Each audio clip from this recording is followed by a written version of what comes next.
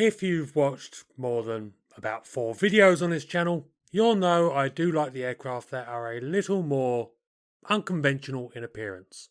And firmly in that category is the Blackburn F.3. Like many of these oddball aircraft, it was actually built to a very specific purpose that means the design makes sense, kind of. In 1931, the British Air Ministry issued a specification for a new day and night fighter, which was extremely exacting.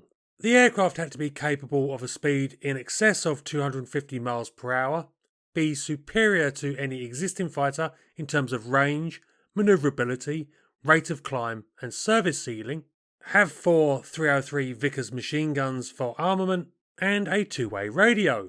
It also needed to be fully capable of efficient night interception, which required night flying instruments, low wing loading, flame dampened exhausts on the engine, and an unparalleled view for the pilot.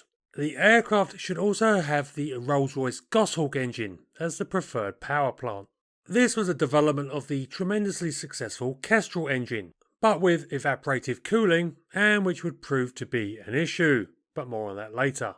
The potential contract for the RAF's new fighter was, understandably, a big deal, and Blackburn, Supermarine and Westland were all selected to build prototypes of their respective designs for consideration. They also all seem to have rather taken the ministry's maximum visibility clause to heart, as they are a rather strange looking bunch. For Blackburn, the logical way to maximise the aircraft's aerobatic abilities was to build an uneven span biplane, which they designated the Blackburn F.3. To avoid the issue of the wings obscuring the pilot's vision, they basically built a mid-wing monoplane and then stuck another wing underneath it. I mean, it did the job, and the pilot had an exceptional view both above and around him, with the upper wing actually being below his normal line of sight.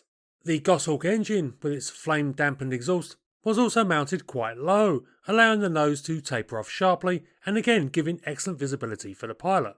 The steam condenser, which took the place of a conventional radiator, was located in a streamlined enclosure located between the lower wing and the fuselage. The aircraft was also built to be as small as was possible and still fit in the Goshawk, with the F.3 only measuring 27 feet in length and with a wingspan of just 36 feet 11 inches. The F.3 fuselage was built with what was then the cutting-edge technique of a metal-stressed skin, while the wings were fabric-covered. To further assist the pilot with night flying, the fixed landing gear was exceptionally wide-tracked and initially fitted with spats for streamlining. The prototype was completed in 1934, and in July of that year, preliminary taxi trials were carried out. This progressed to ground handling in August, but things were not going well. The Goshawk engine, of which only 20 would ever be built, was a complete nightmare.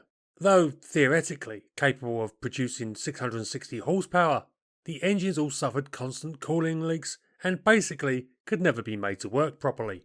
A further problem with the F.3 was the sheer height of the aircraft, which gave it a high centre of gravity. Combined with the short fuselage, just taxiing the aircraft could be somewhat exciting. Efforts to remedy this were made by removing the wheel spats and switching the tail skid for a wheel, but it proved for nothing. On the 5th of September 1934, an inspection of the F.3 showed it had cracks and dents on the fuselage skin just from the ground tests that had been conducted. The aircraft had never even flown. This led to the British Air Ministry cancelling the F.3, and the aircraft was used as an instructional airframe before assumably being broken up at some point. As a side note, none of the Goshawk-powered aircraft made it close to production, cursed as they were with an engine that failed to work. Instead, the requirement would go on to be filled by the Gloucester Gladiator. Gloucester, who were quite happily building what would become their gauntlet fighter at the time the 1931 specification was issued, ignored it completely and went about developing the Gladiator by themselves. A wise move, as it turned out, as they produced a competent fighter that would enjoy good export success and even go on to see quite a lot of combat usage during the early years of the Second World War. Which does raise an alarming thought.